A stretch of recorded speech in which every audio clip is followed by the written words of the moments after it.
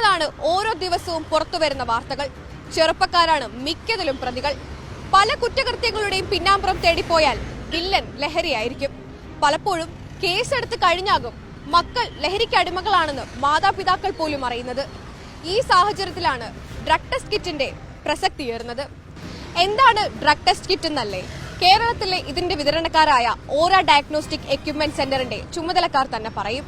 ആൾക്കാരുടെ ശരീരത്തിൽ നിന്നും ഡ്രഗിൻ്റെ അംശം ടെസ്റ്റ് ചെയ്ത് അയാൾ ഡ്രഗ് യൂസ് ചെയ്യാറുണ്ട് എന്ന് കണ്ടുപിടിക്കാൻ ഉപയോഗിക്കുന്ന ഒരു ഡിവൈസാണ്.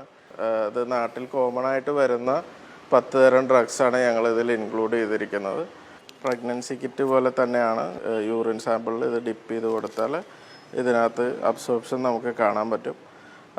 അത് 1 മിനിറ്റോളം ഡിപ്പ് ചെയ്ത് കഴിഞ്ഞ് ഇതെടുത്ത് സൈഡിൽ ക്ലോസ് ചെയ്ത് വെച്ചിരുന്നാൽ നമുക്ക് 5 മിനിറ്റ്സിൽ റിസൾട്ട് കാണാവുന്നതാണ്. ഇതിൽ നമുക്ക് 4 ദിവസം വരെ എല്ലാ ഡ്രഗും യൂസ് ചെയ്തത് നമുക്ക് കിട്ടും. അപ് ടു 14 ഡേയ്സ് 14 ദിവസം വരെയുള്ള യൂസ് ചെയ്തിരിക്കുന്നതിൻ്റെ അത് ഓരോ ഡ്രഗ് ഡിപ്പെൻഡ് ചെയ്തിരിക്കും. റീസെൻ്റ്ലി ആണ് ഞങ്ങൾക്ക് കുറേ പാരൻസിൻ്റെ അടുത്തുനിന്നും പ്രൈവറ്റ് ആയിട്ടുള്ള ആൾക്കാരുടെ അടുത്തുനിന്നും ഒക്കെ എൻക്വയറീസ് വരുന്നത്. ഇത് ഹോൾസെയിൽ റേറ്റ് 400 ആണ് വരുന്നത്. റീറ്റെയിൽ ആകുമ്പോൾ നമ്മൾ 800, 750 ചെയ്യാറ്. എളുപ്പത്തിൽ ഉപയോഗിക്കാം, മിനിറ്റുകൾക്കുള്ളിൽ ഫലവും ലഭിക്കും. അതുകൊണ്ട് തന്നെ രക്ഷിതാക്കൾ ധാരാളമായി ഇത് വാങ്ങുന്നുണ്ടെന്ന് വിതരണക്കാർ പറയുന്നു. ഇത് ഓൺലൈൻ പ്ലാറ്റ്ഫോംസിൽ അവൈലബിൾ ആണ്. ഇതൊരു ആശ്വാസമായി കണ്ട് നേരെ കുട്ടികൾക്കടുക്കലേക്ക് പോയി ടെസ്റ്റ് ചെയ്യാൻ വരട്ടെ. അതിനു മുൻപ് രക്ഷിതാക്കളും അറിയേണ്ട ചില കാര്യങ്ങളുണ്ട്.